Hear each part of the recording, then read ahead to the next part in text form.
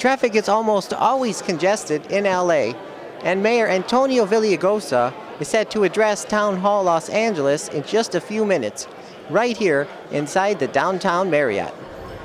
He is asking for the public's help to push the Transportation Infrastructure, Finance and Innovation Act through Congress. Now, without further ado, I'm going to introduce a gentleman who's really central to many of us, and in a variety of ways. Jim Thomas, who's the founder, chairman, and CEO of Thomas Property Group, is also a very involved member of Town Hall's Board of Director and past chair of Town Hall's Board of Director, and most importantly, is current chairman of FAST, Fixing Angelenos Stuck in Traffic. And Jim has been telling me for years when I complain about it that if I'd only get to the office at 5:30, I wouldn't have any trouble with traffic.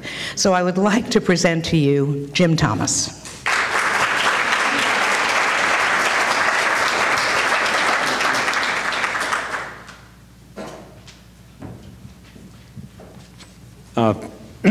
Thank you.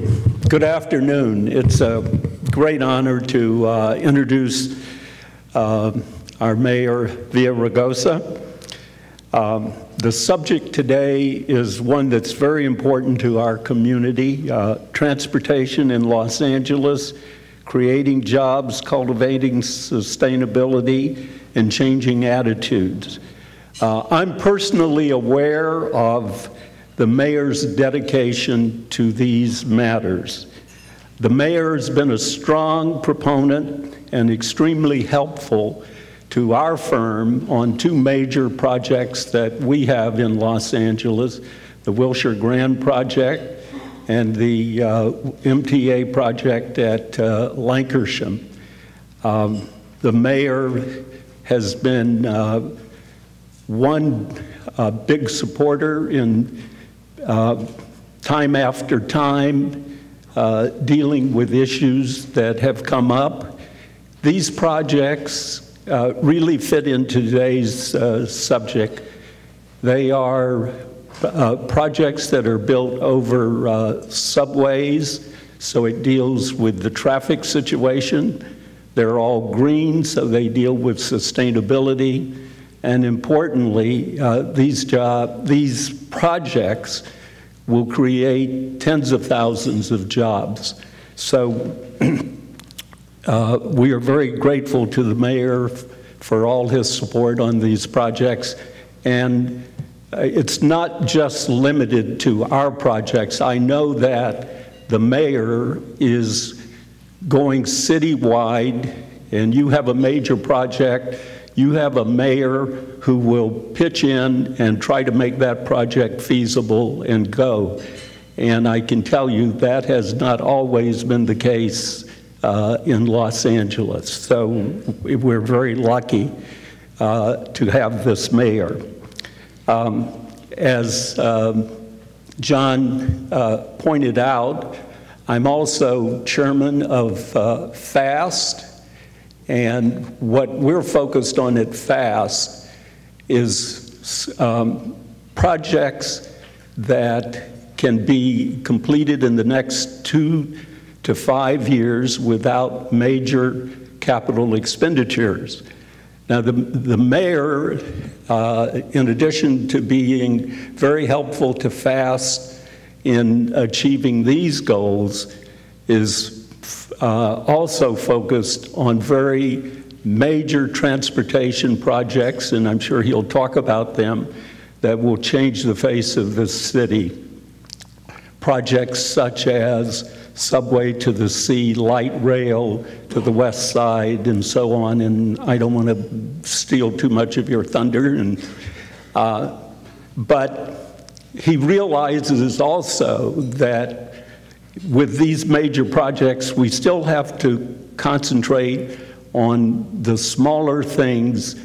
First of all, we have to get to 10 to 20 or 15 or whatever year it is that this all is going to happen.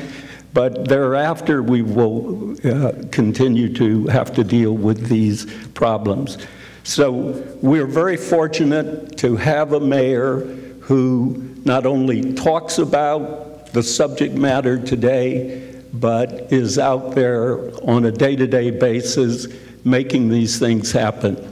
And without further compliments, Mayor, I ask you to step forward and welcome. Have a big hand for the mayor.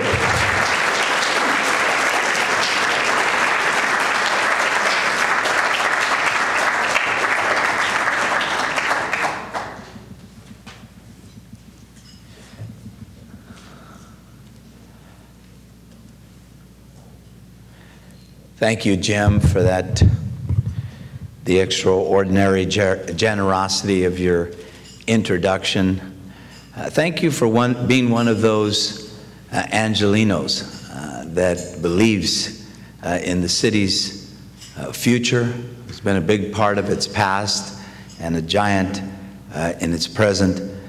Thank you for your friendship. And John, thank you for inviting me to be here with you again with so many friends. You know, someone mentioned as I was walking in the room, you must be running for something, because I was shaking everybody's hand. And those people, of course, haven't seen me for the last 6 years, for the 2 years before that as a city council member, for the 6 years I was in the legislature. I actually like to thank people when they come to hear you, so I want to thank you for coming. Thank you for being here. And because I grew up in a home where we had to serve ourselves at the dinner table, we didn't have someone serving us. I always like to acknowledge and thank our servers, wherever they are. Let's give them a hand.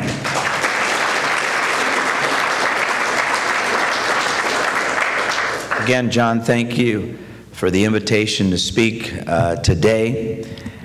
Since 1937, there's been no better venue in Los Angeles' civic discourse on the most important issues facing our city, our state, than Town Hall Los Angeles. In fact, in 1949, the Honorable Earl Warren visited this distinguished organization as governor. He said, "We must have a well-informed public opinion. There must be no vitriolic speeches in which personal hatreds are spewed. Opponents must learn to say the nastiest things in the sweetest way." Now, I hope you'll all remember that during the question and answer period after my remarks. But seriously, I chose this quote because it struck me as a reminder of how dangerous our political dialogue has become in Washington, D.C. And even in Sacramento, the dialogue there is less hateful, but oftentimes too personal, and unfortunately, equally as debilitating. Town Hall LA is as important, if not more important, than it was back when Earl Warren visited you. These public squares and the conversations they host about the most important issues of the day are what has and will continue to keep us together as people during our most difficult times. I thank you for your leadership, for this venue, and for nearly 75 years of hosting our leaders and leading the conversation. In fact, you took on the wars in Europe and the Pacific. You lamented the internment of Japanese Americans. You helped GIs assimilate back into American society after the war. In 1953, you were visited by Fortune magazine publisher R.D. Payne, who said, "California avoided the post-war slump because its people were pioneering a new way of living. Patterns that are spreading to all parts of the country, revolutionizing the American marketplace." In 1965,